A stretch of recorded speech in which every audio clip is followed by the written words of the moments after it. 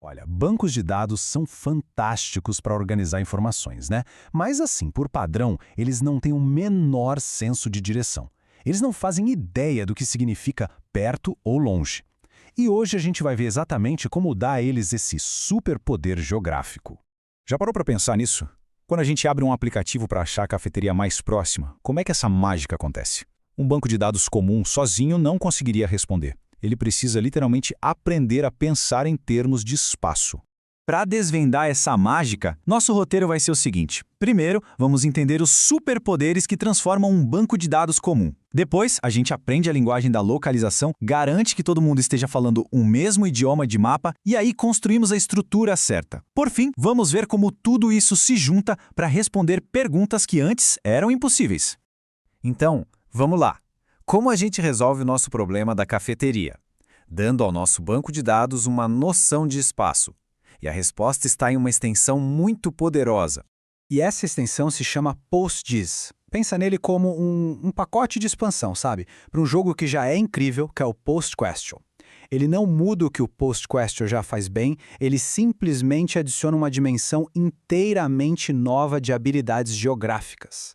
E o que torna o PostGIS tão especial? Bom, ele faz 3 coisas que são fundamentais. Primeiro, ele introduz um novo tipo de dado, a geometria, para que o banco de dados consiga finalmente guardar formas. Segundo, ele adiciona um monte de funções para a gente fazer perguntas do tipo qual a distância? E o mais revolucionário, a indexação espacial. Isso é como ter um GPS super veloz dentro dos dados, o que torna as buscas por localização praticamente instantâneas. Para conseguir trabalhar com localização, um banco de dados precisa de um vocabulário novo. Ele precisa aprender a descrever formas e lugares usando uma linguagem que todo mundo entenda, uma linguagem padronizada. E essas aqui são as palavras básicas desse novo idioma: point, line string, polygon e as versões multi de cada uma. Isso tudo segue um padrão chamado OpenGIS, então ele consegue entender desde a forma mais simples, como um ponto, até as mais complexas, como um polígono que representa um bairro inteiro ou até mesmo um país. Tudo começa aqui, com a forma mais simples de todas. Um ponto. É só um par de coordenadas. E esse jeito de escrever, que a gente chama de Well-Known Text, ou WKT, funciona como uma linguagem universal para descrever essas formas para o banco de dados. Agora, se a gente conecta vários pontos em sequência, a gente cria uma line string. Isso poderia ser uma rua, um rio, o trajeto de uma viagem. Faz sentido, né? E se essa linha de pontos se fecha, com o último ponto se conectando de volta no primeiro, aí a gente tem um polígono. E isso é fundamental para representar áreas, um parque, o limite de uma cidade, a área de entrega de um restaurante. É a base para a gente poder fazer perguntas do tipo, isso está dentro ou fora? Ok, o banco de dados agora entende as formas. Mas um ponto 00, onde fica isso no mundo real? É no meio do Oceano Atlântico? É no centro de uma cidade? A gente precisa de um contexto global, um sistema de referência. E é aqui que entra o SRID. Pensa nele como se fosse a configuração de GPS do banco de dados.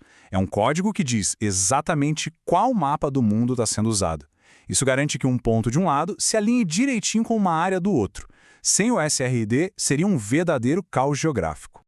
E isso não é só teoria, não. Dentro do PostGIS tem uma tabela de verdade, a SPTARFSS, que funciona como uma lista telefônica global de mapas.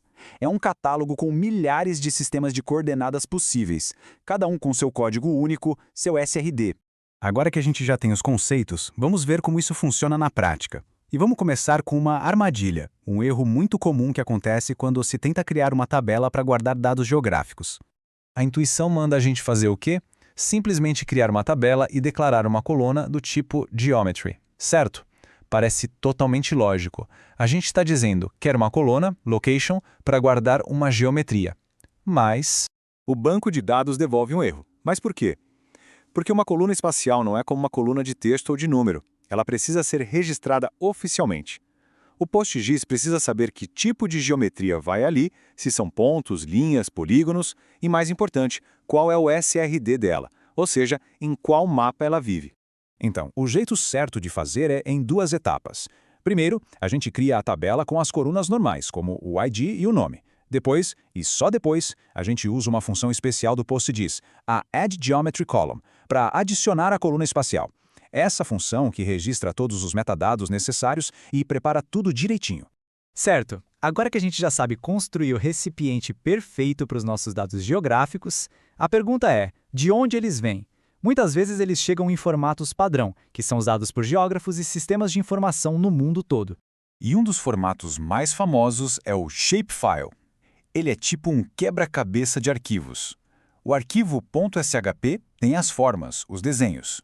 O .dbf é basicamente uma planilha com os dados de cada forma, tipo o nome da rua. E o .shx é um índice que ajuda tudo a rodar mais rápido. E aqui está o grande pulo do gato. O PostGIS pega essa coleção de arquivos e transforma numa única tabela de banco de dados, coesa e superpoderosa. A geometria vai para a coluna espacial, os atributos vão para outras colunas e, de repente, tudo fica pesquisável e pronto para análises complexas. Chegamos ao final da nossa análise técnica. A gente viu como o PostGIS ensina um banco de dados a entender geografia, da linguagem das formas até a aplicação no mundo real. Agora, a parte mais interessante começa. Pensa nisso. As perguntas que podemos fazer mudam completamente de nível. Não é mais só qual é a cafeteria mais próxima. Vira quais escolas estão dentro de uma área de inundação, ou qual é a rota mais eficiente para 10 entregas, ou ainda, onde os padrões de criminalidade se sobrepõem a fatores demográficos. As possibilidades são tão vastas quanto o próprio mapa.